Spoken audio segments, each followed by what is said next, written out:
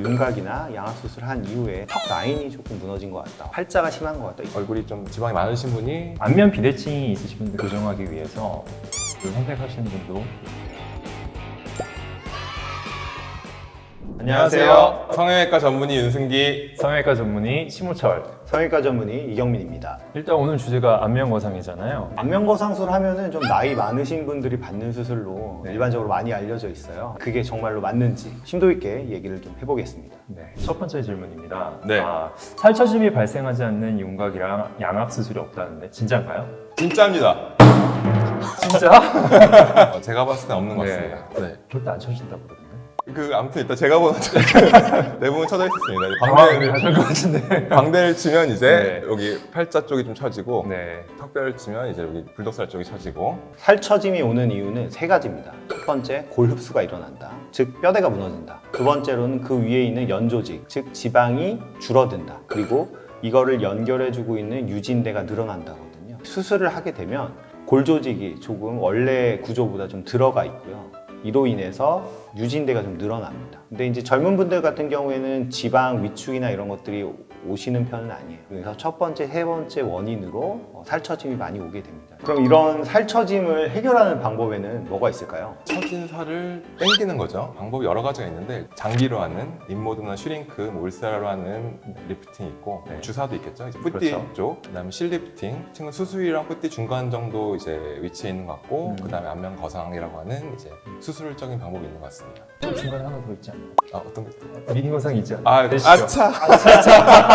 이제 실리프팅은 조금 더 뿌띠 쪽에 가깝고, 네. 그다음에 이제 미니 거상, 그건 약간 더 수술 쪽에 가깝고, 그렇게 네 개로 나눌 수 있습니다. 그 안면 거상을 할 때 기존에 이제 실리프팅을 하는 환자분들이 있을 거 아니에요? 그럼 그 기존 실을 제거해야 되나요? 케이스 바이 케이스인데 실을 결국 뽑아서 당겨서 빼야 되는데 그럴 때마다 이제 스마스 그 근막층이 손상을 받거든요. 실 리프팅 굉장히 많이 하신 분들도 많거든요. 쭉 열몇 줄씩 들어있단 말이에요, 한쪽에.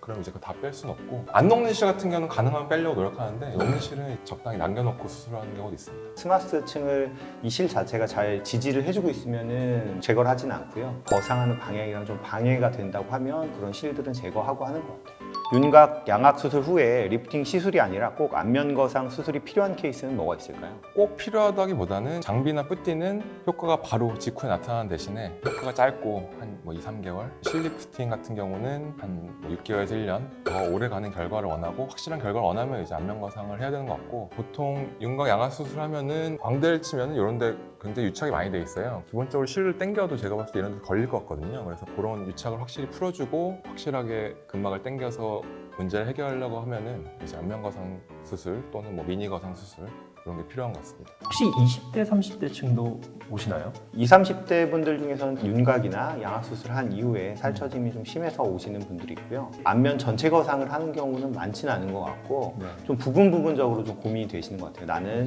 다른 데는 다 괜찮은데 턱 라인이 조금 무너진 것 같다, 혹은 팔자가 심한 것 같다, 이런 분들은 그 부분만 해결할 수 있는 미니 거상을 많이 하시는 것 같습니다.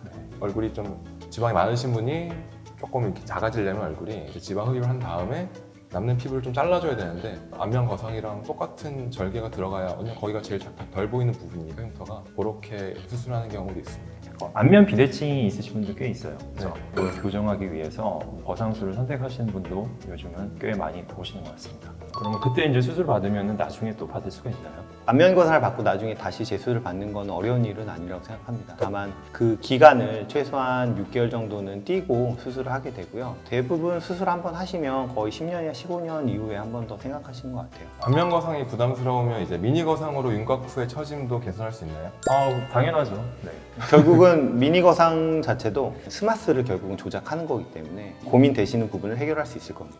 미니거사나 안면거사 흉터는 어떻게 찾아요? 이런 거상 수술의 절개는 두피 안쪽, 그리고 귀 앞, 그리고 귀 뒤와 목으로 연결되는 이렇게 크게 세 부분으로 나눌 수 있는데, 안면 거상은 이거를 다 절개를 해서 수술을 전체 얼굴과 목을 하는 거고요. 미니 거상은 부분 쪼개서 하는 겁니다. 중안면부가 고민이 되시는 분들은 우리가 두피 안쪽으로 절개해서 위쪽에 중안면부 거상을 하게 되는 거고요. 얼굴을 좀 네. 사용해도 될까요? 제 네. 못생긴 얼굴을? 네. 그러니까 이게 중안면이라는 말하는 데가 여기 부위고요. 네, 여기 부위에 팔자 주름이 좀 고민이 되신다면 절개 부위는 두피와 이쪽 정도 될 수가 있고, 이렇게 당기는 거고요.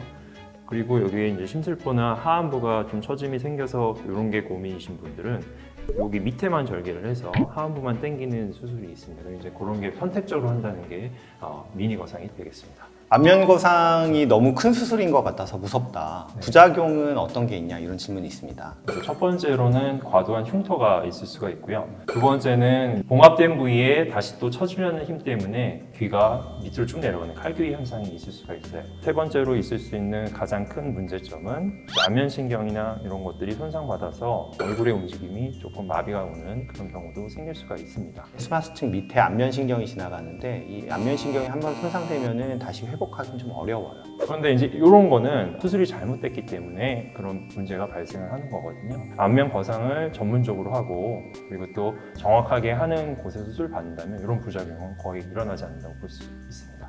그리고 이제 아무리 경험이 많다고 하더라도 이제 과학적 장비가 있으면 더 좋겠죠. 안면신경 손상을 방지하기 위한 그런 과학적 장비들이 혹시 있을까요? 신경 탐색기라고 해서 이제 신경 주행 경로를 볼 수 있는 그런 장비들이 있거든요. 이제 그런 거는 뭐 필수적으로 있어야 될 것 같고. 네, 신경 이식 수술하는데 제일 필수품이 그 안면 신경 탐색기예요. 안면 거상에 이용이 되면 훨씬 더 안전한 수술이 될 것 같습니다. 오늘은 그 안면 거상에 대해서 자세히 좀 알아봤습니다. 도움이 되셨다면 구독! 좋아요. 알람 설정